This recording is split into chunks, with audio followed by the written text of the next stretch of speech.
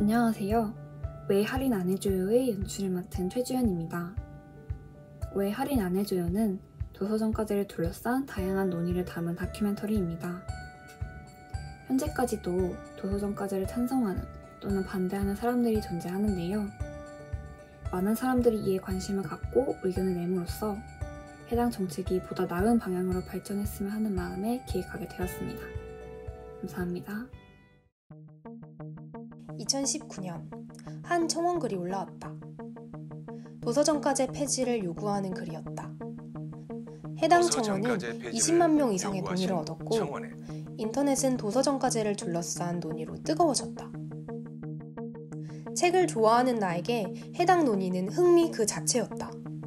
하지만 사람들이 왜 반대하는지, 왜 찬성하는지, 그래서 도서정가제가 뭔지 나는 알고 있는 게 없었다. 공부하기로 했다. 도서정가제가 무엇인지, 찬반 논의가 왜 생겨나는지. 우선 도서정가제란 출판사가 정한 도서의 정가를 소비자가 알 수 있게 표시하고 정가대로 판매하도록 하는 제도다.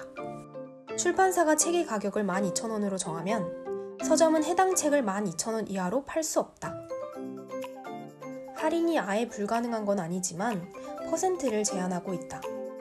따라서 현재 도서는 직접 할인율 10%, 마일리지 등의 간접 할인율 5%를 포함해 총 15%까지만 할인이 가능하다.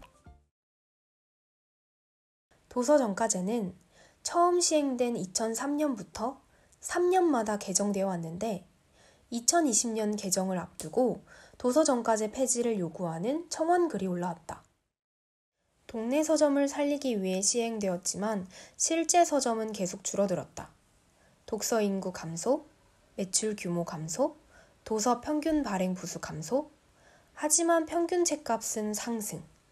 제도는 책에 대한 접근성을 떨어뜨린다.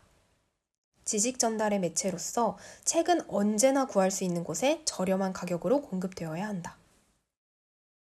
사람들이 도서정가제를 반대하는 가장 큰 이유는 아무래도 가격이다. 할인이 사라진 책의 정가가 부담된다는 의견이다.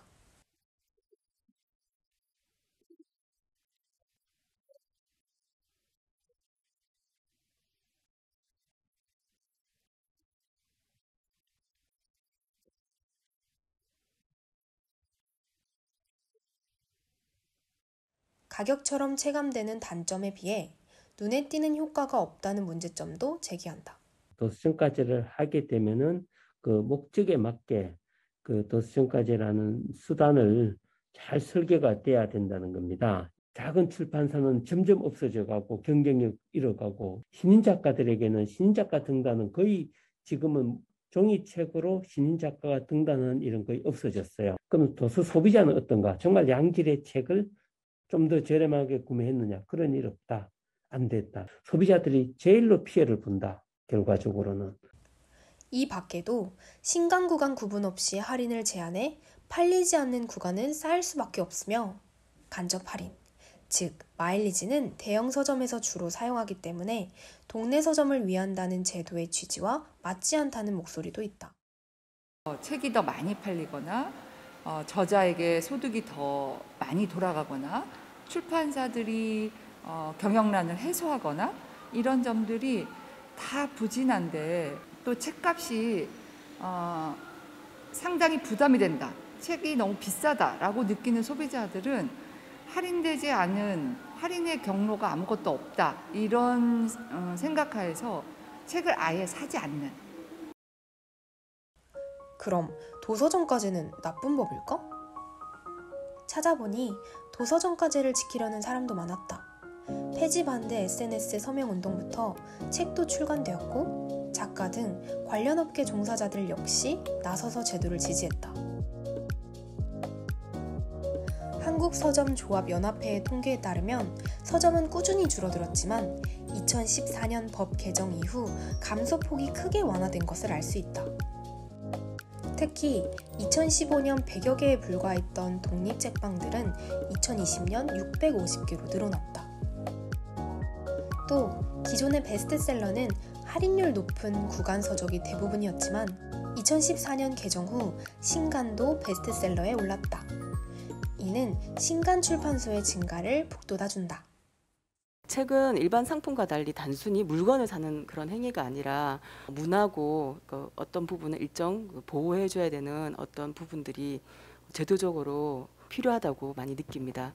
출판이나 책을 하는데 이런 것들이 이익이 많이 남지 않는데 경쟁을 해서 책값이 계속 떨어지거나 아니면 온라인에서 많이 할인을 하게 되면은 지역의 작은 책방들이 살아남을 수 없는데 이 도서정가제가 단순히 경제적인 입장에서 판단하거나 확정되지 않고 다양한 문화 전반에 보호돼야 될 이유와 명분과 그런 것들을 좀 살펴주는 그런 제도가 마련이 지속되었으면 좋겠다고 생각하고 있습니다.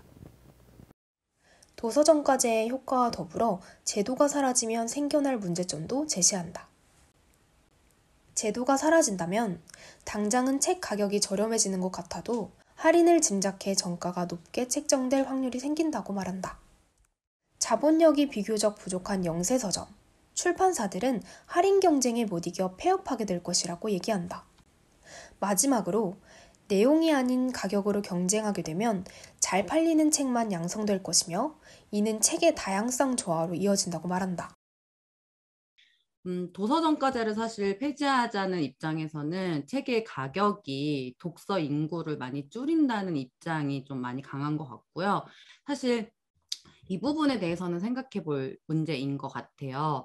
독서율 감소의 이유가 꼭 책의 가격이라고만 할 수 있는지. 확실한 거는 책의 안정적인 유통을 위해서라도 도서정가제는 좀 필요하다고 보는 입장이 있고요. 찬반을 벗어나 제도의 개선을 요구하는 사람들도 있었다. 예시로는 전자책이 있다.